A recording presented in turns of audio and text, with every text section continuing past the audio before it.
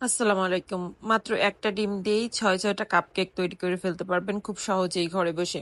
Mixing বোলে ডিমের সাদা অংশটা আলাদা করে নিলাম এবং বিটারের সাহায্যে বিট করে নেব। ডিমে হালকা হালকা ফোম দেখা গেলে এই পর্যায়ে হাফ কাপ চিনি অল্প অল্প করে দিয়ে ভালো করে বিট করে নেব।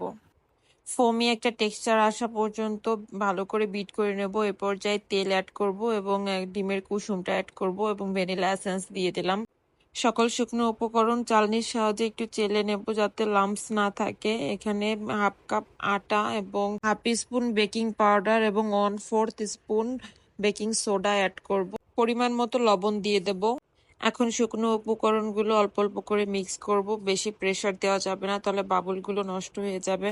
এরকম একটা টেক্সচার আসলে বোঝা যাবে ব্যাটারটা রেডি হয়ে গেছে। এই পর্যায়ে কাপকেকগুলো মোল্ডে আউট করে নিব। এই ব্যাটারটা দিয়ে 6টা কাপকেক সুন্দর মতো হয়ে যাবে।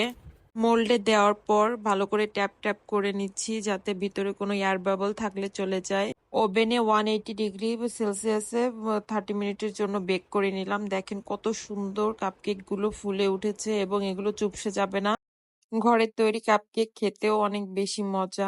আমি আপনাদের একটা ভেঙে দেখাই ভিতরে টেক্সচারটা কেমন এসেছে। দেখেন ভিতরে এত সুন্দরভাবে ফুলেছে এবং এত সফট। কাপকেকের ভিতরটা অনেক সুন্দরভাবে বেক হয়েছে।